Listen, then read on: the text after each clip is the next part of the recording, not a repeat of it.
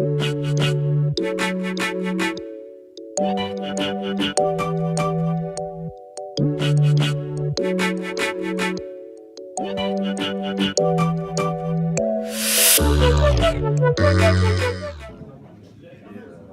bien bonjour, je suis donc avec Colin Lalouette, donc le dirigeant fondateur d'Advisor, donc une nouvelle façon d'aborder justement la découverte des logiciels, de les comparer, de les trouver, voire même de les acheter. Alors du coup, Colin, je me suis dit justement c'était hyper intéressant d'avoir ton avis sur justement l'évolution du SaaS. Qu'est-ce que tu vois aujourd'hui comme grande tendance autour du logiciel? Les grandes tendances métiers finalement restent toujours les mêmes, hein. C'est les grands principes de gestion, comptabilité, facturation, CRM, voilà, ça reste des indémodables et qui sont de plus en plus utilisés. Et c'est notamment la raison même du SaaS, hein. C'était pouvoir toucher un parterre beaucoup plus large et pouvoir s'approcher de manière beaucoup plus facile pour les PME et TPE. Comme C'est on a la vu raison pour même d'être du SaaS, la quoi. facture qui est réinventée avec plein de nouveaux acteurs sur la facture qui explose, quoi, par exemple. Tout à fait, et puis plein d'acteurs gratuits aussi qui finalement vont se rémunérer en faisant de l'upsell derrière avec des recouvrements de créances ou avec des options, voilà, différents modèles. Donc c'est vrai qu'il y a une grosse guerre, hein, sur la facturation entre les acteurs historiques, j'ai envie de dire, d'hier, il y a du SaaS d'il y a 3-4 ans et les nouveaux pure players.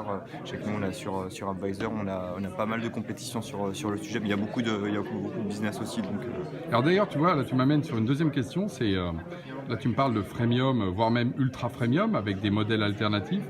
Est-ce que tu penses que justement il y a une vraie tendance de fond de plus être en mode j'achète des licences ou des abonnements et j'ai des modèles alternatifs ou finalement les deux cohabitent? C'est quoi ta grande, quand tu vois la grosse picture, c'est quoi là-dessus? Je pense que les deux cohabitent et c'est pas que sur la facturation, c'est un peu partout finalement. Le marché est très grand, par exemple rien que sur la France, c'est quand même voilà, la potentialité de toucher 3 millions d'entreprises, hein. 3 millions d'entreprises font des factures, ou sinon demain ce sera plus des entreprises tout simplement.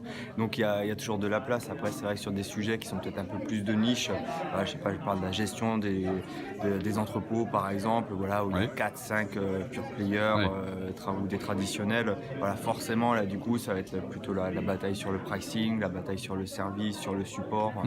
Mais Moi, sur globalement il y a du monde. Et alors, tu sais, moi je suis très attaché à la question justement du consommé européen par rapport aux acteurs américains qui sont quand même dominants. Voilà. Est-ce que tu vois justement une évolution de cette tendance? Est-ce que tu vois les acteurs européens monter en puissance? Comment tu vois ça?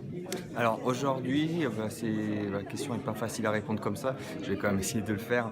Déjà, oublions pas que le PIB de l'Europe est plus grand que le PIB des USA. Donc, ce qu'on entendait aujourd'hui à la conférence, ne faut pas avoir peur de bomber le torse. Après, deuxièmement, c'est vrai qu'on a quand même du retard sur le web marketing, le référencement naturel, SEO, SIA, c'est pas des mots français. Voilà, c'est pas un hasard. Du coup, on a un petit peu de retard là-dessus. Mais aujourd'hui, on a quand même aussi, typiquement en France, en Allemagne, en Angleterre, des super techniciens, des entrepreneurs qui sont très forts et du coup c'est quand même très dur pour les Américains de pénétrer le marché européen, hein. C'est difficile pour eux. Aujourd'hui typiquement un éditeur américain faut qu'il fasse une levée de 15 millions d'euros pour se dire allez je vais sortir un petit peu de mon business des US pour aller attaquer l'Europe et souvent ils savent pas non plus très bien le faire, ce qu'ils savent passer que par Google AdWords parce que sinon ça demande ça coûte trop cher. coûte Donc cher. finalement, on est en train de construire une petite forteresse sur notre marché européen. C'est ça que j'entends de ce que tu me racontes. C'est même des forteresses qui sont assez souveraines, hein, parce que c'est difficile pour un Français d'aller attaquer le marché allemand. Je te confirme. Pour un Allemand, peut-être un peu moins difficile qu'un Français, mais pour attaquer le marché UK, c'est un peu plus facile pour tout le monde pour aller attaquer le marché espagnol, voilà, parce qu'ils sont un peu moins structurés, entre guillemets, que nous sur certains sujets, ou peut-être moins de financement aussi possible de leur part.